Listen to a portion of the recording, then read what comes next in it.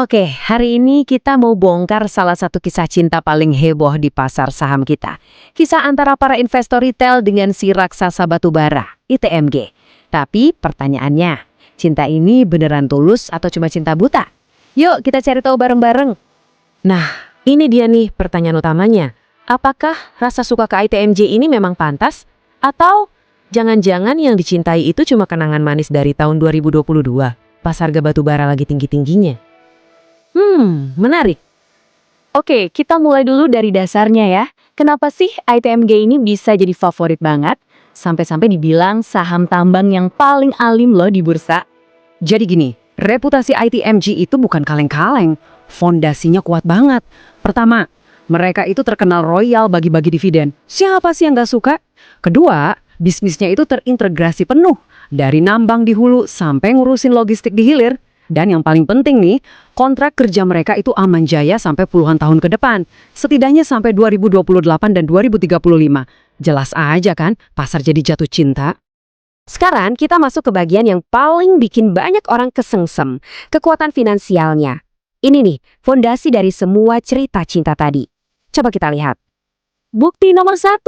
Lihat deh angka ini. 1,06 miliar dolar. Gila banget. ITMG ini literally duduk di atas tumpukan uang tunai segitu gedenya. Ini bukan cuma angka loh, ini tuh kayak benteng pertahanan super kuat di industri yang naik turunnya kayak roller coaster. Dan yang bikin makin keren, benteng kas ini bukan hasil dari ngutang. Perusahaan ini praktis ya, bisa dibilang nggak punya utang berbunga sama sekali. Artinya apa? Risiko bangkrut itu hampir nol. Mereka pegang kendali penuh atas nasib finansialnya sendiri. Biar kebayang nih ya, artinya sekitar 65% dari nilai pasar perusahaan ini atau harga sahamnya, itu isinya ya uang tunai. Beneran uang cash yang ada di bank. Jadi kalau Anda beli sahamnya, sebagian besar yang Anda beli itu ya uang. Tapi, nah ini dia tapinya. Di balik benteng kas yang kelihatannya kokoh banget itu, ternyata ada misteri yang cukup bikin deg-degan kalau kita lihat laporan kinerja terbarunya. Nah, ini dia jantung permasalahannya. Pendapatannya emang turun sekitar 17% ya, not good but oke lah. Tapi coba lihat laba bersihnya. Anjlok sampai 52%. 3 kali lipat lebih parah dari penurunan pendapatannya. Wah, loh, kok bisa bedanya sejauh itu? Jadi, kemana perginya semua uang itu? Ini pertanyaan besar yang bakal kita usut tuntas. Oke, siap? Sekarang kita bakal jadi detektif. Kita akan lakukan investigasi forensik buat cari tahu siapa atau apa biang keladi di balik anjloknya laba ITMG ini. Dan hasil investigasi kita menemukan ternyata pelakunya bukan cuma satu. Ada 4 biang keladi utama yang kayaknya kerjasama buat menggerus laba ITMG. Mari kita bongkar satu persatu. Pelaku pertama namanya daya ungkit operasional. Kedengarannya ribet ya. Gampangnya gini deh, bayangin Anda jualan kue. Biaya sewa toko, gaji karyawan, listrik, itu kan tetap harus dibayar. Mau kue Anda laku 100 atau cuma 10. Nah, biaya-biaya ini namanya biaya tetap. Sekarang, kalau harga jual kue Anda terpaksa diturunin dikit aja, laba Anda bisa langsung anjlok parah kan? Nah, itulah yang persis terjadi sama ITMJ. Biaya nambang itu kan gede dan sifatnya tetap. Jadi begitu harga batubara turun, margin keuntungan mereka langsung kegencet abis-abisan. Lanjut, pelaku berikutnya, biaya keuangannya meledak, naik 173%. Gila kan? Ini gara-gara mereka nambah sewa dan pinjaman baru. Sialnya, timingnya itu loh, pas banget waktu pendapatan lagi turun. Ibaratnya, pas lagi susah malah nambah cicilan, aduh. Dan yang bikin makin geleng-geleng kepala, di saat laba lagi turun, biaya umum dan administrasinya malah naik 20% lebih. Ini sebagian besar karena kenaikan gaji. Ini jadi pertanyaan serius sih soal kontrol biaya di internal mereka. Oke, semua bukti sudah di atas meja.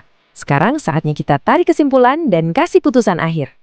Jadi, gimana nasib romansa antara pasar dan ITMG ini? Kalau kita lihat valuasinya ini jadi agak membingungkan kayak puzzle. Di satu sisi, dari metric price to book, sahamnya kelihatan murah banget. Diperdagangkan di bawah nilai asetnya. Plus, jangan lupa, 65% harga sahamnya itu isinya duit cash. Kelihatan murah banget kan? Tapi di sisi lain, kalau kita pakai metrik price to earnings dengan laba yang lagi terjun bebas, harganya jadi kelihatan wajar-wajar aja untuk perusahaan yang lagi nggak bertumbuh. Jadi bingung kan? Ini sebenarnya murah atau mahal sih? Nah, ini dia intinya. Investor itu dihadapkan pada dua pilihan yang kontras banget. Di satu sisi ada cinta, yaitu melihat neraca keuangannya yang sekuat benteng, uang kasnya melimpah, dan potensi dividennya yang gede. Di sisi lain ada logika, yang melihat labanya anjlok, risikonya tinggi banget karena tergantung harga komoditas dan biaya internalnya malah naik. Jadi, mau ikutin cinta atau logika? Jadi kesimpulannya begini, ITMG itu bukan saham buat investasi santai yang bisa ditinggal tidur. Salah besar kalau mikir gitu. Ini tuh murni saham siklikal. Artinya, nasibnya itu sangat bergantung pada siklus harga batubara. Kalau harga batubara naik, ya dia terbang. Kalau turun, ya ikut nyungsep. Ini permainan beresiko tinggi dengan potensi imbal hasil tinggi. Nah, sebagai penutup, saya mau tinggalin satu pertanyaan buat kalian renungkan, yang merangkum semua kebingungan ini. Tumpukan kas raksasa ITMG itu, apakah itu dana perang yang disiapkan untuk ekspansi dan menaklukkan masa depan?